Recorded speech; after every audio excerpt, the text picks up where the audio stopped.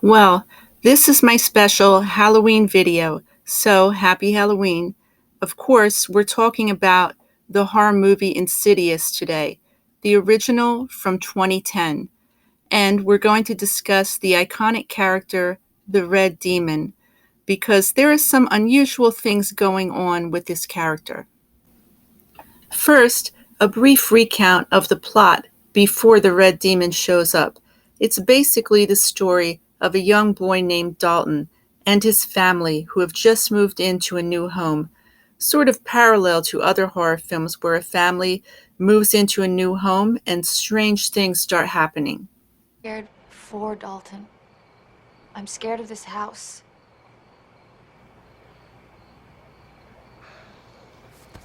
There's something wrong with this place. I'm not imagining it. I can feel it. It's like a sickness.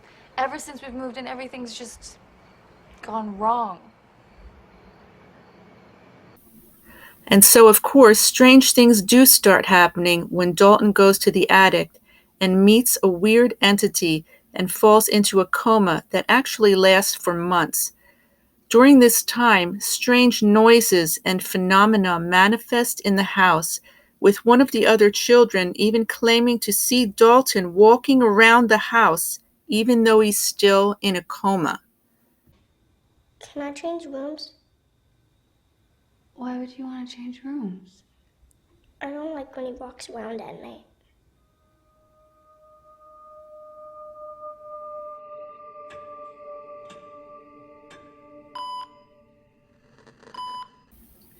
This now introduces the idea of astral projection into this movie, and it's important because astral projection figures heavily in this film. Because how else could Dalton be walking around when he's clearly in a coma? Is he astral projecting himself somehow from some other place where his consciousness is? And if so, where is he exactly?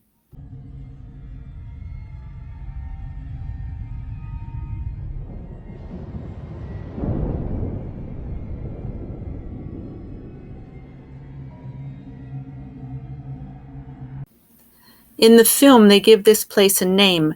It's called the Further, a place where troubled spirits go, and Dalton has found himself there after an encounter with a weird entity. Before we look more closely at the astral projection in Insidious, let's look a bit at the sometimes notorious history of astral projection. Astral projection is a concept in many occult or New Age practices that involves out-of-body experiences, though it has been known through the years in many different religions.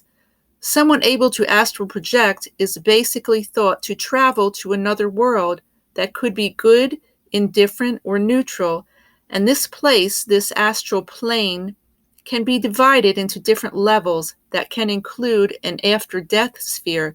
Sounds similar to where Dalton might be in his coma in Insidious. Astral projection? Yes, is the out-of-body experience or something? Well, I like to call them travelers.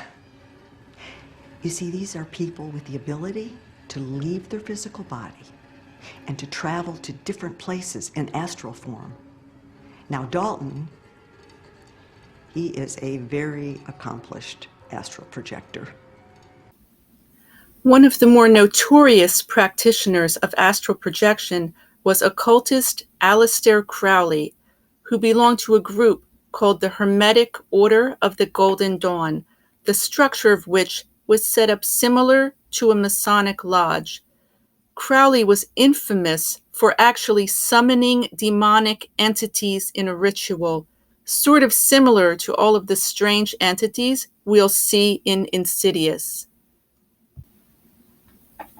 The Further in Insidious seems to be an astral plane populated by really troubled, if not bad, people, such as the strange family that you see here, all of whom appear to have been shot by the daughter, and now they're just stuck there.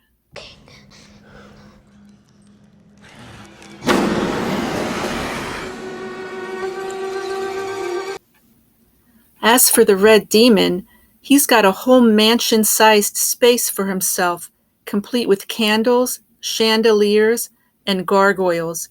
He's decorated this in his own style. It's just what he likes. He's almost like a king down here.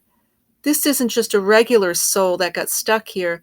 This is a higher level entity, a demon that has power, and that's strongly hinted by the addition of some puppets in this scene, hinting that the red demon is a puppet master.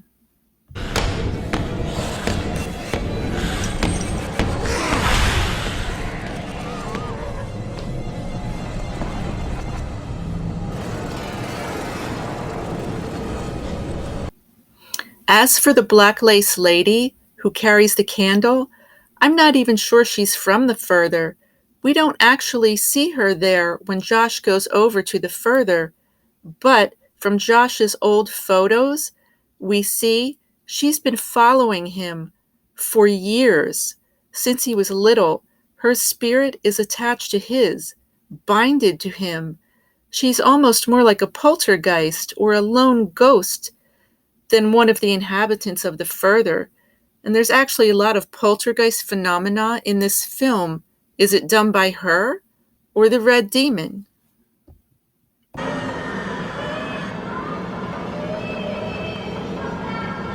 Leave me alone! To sum up, the red demon resides in an astral plane existence called the Further.